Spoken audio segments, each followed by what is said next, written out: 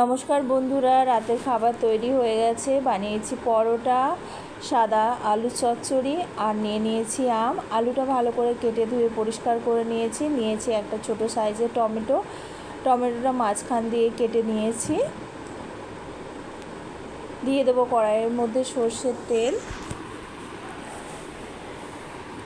দিয়ে দেবো অল্প একটুখানি পাঁচফোড়ন, একটা শুকনো লঙ্কা। ফোড়নটা ভালো করে ভেজে নেব।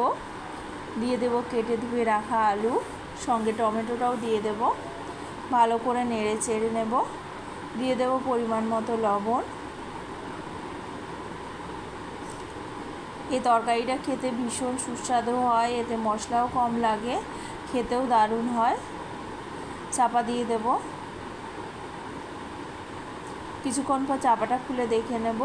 আলুটা প্রায় সেদ্ধ হয়ে এসছে। খুন্তির সাহায্যে একটু ভেঙে দেব, তাহলে গ্রেভিটা ভালো হবে।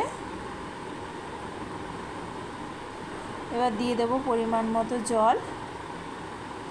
দিয়ে দেব ভাজা মশলার গুঁড়ো।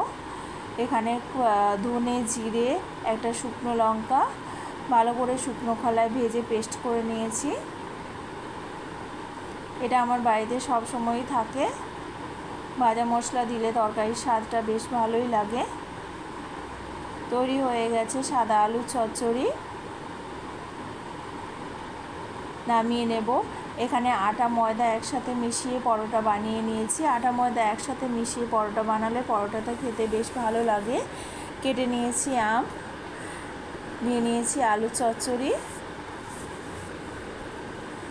রাতের খাবার তৈরি। Good night.